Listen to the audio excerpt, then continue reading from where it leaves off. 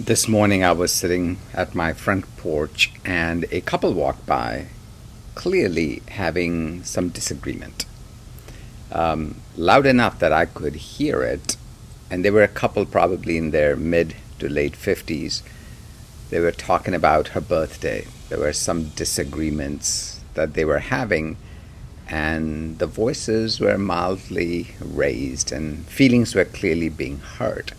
And it made me think that while disagreements are part and parcel of every relationship in our personal lives, in our professional lives, is there a way to stop making them toxic?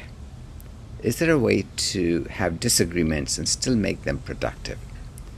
And towards that goal, I found this really amazing article from Wall Street Journal that I wanted to share with you because there's so many good, deep learnings from it.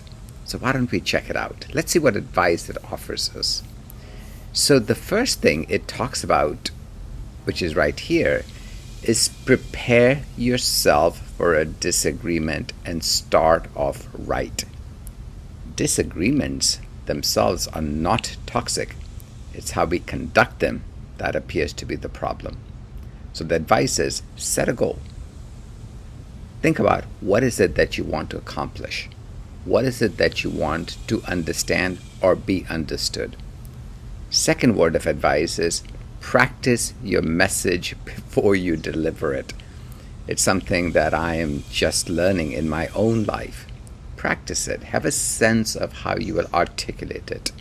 What tone will you use? What words will you use? What volume would you use? It's also important to acknowledge at the very beginning that we may end up agreeing or we may end up disagreeing, but at least we had a conversation. Disagreements don't have to be toxic. Of course, choose your words very wisely. Words are incredibly powerful, and to choose them with thought and care, and often affection and love, is very important.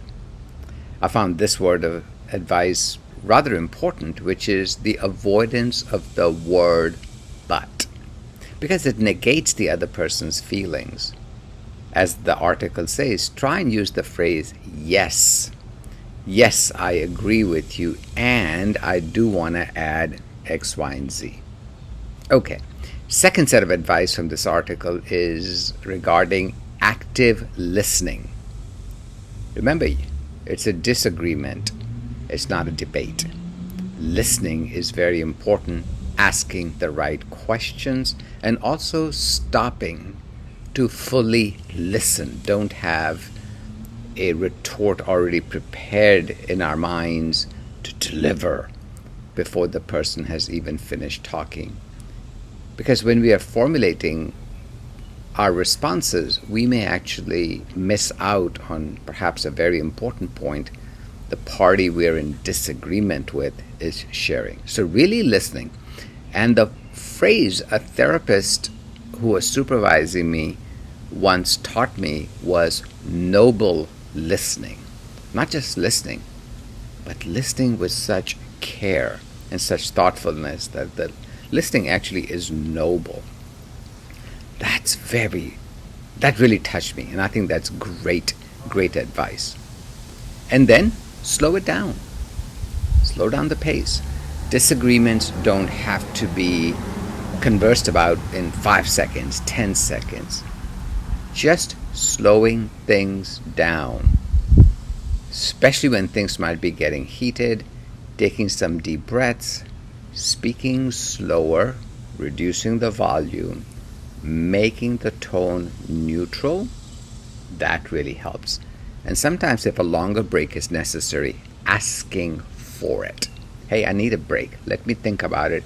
Let me go get a glass of water. Let me go for a walk. I'll come back. We'll continue this conversation. That's not always possible. I get it. But slowing down a conversation is always possible when we are in a disagreement. And then discussing next steps. Not every disagreement is going to get solved right off the bat. Asking the person how we want to move forward from here. Trying to figure out what got learned by both parties. So seeking both validation and reassurance is exceedingly helpful.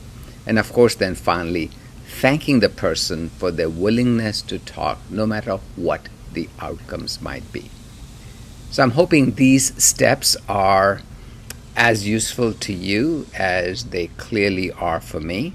Of course, the key here is not just to learn these skills, but to actually practice them.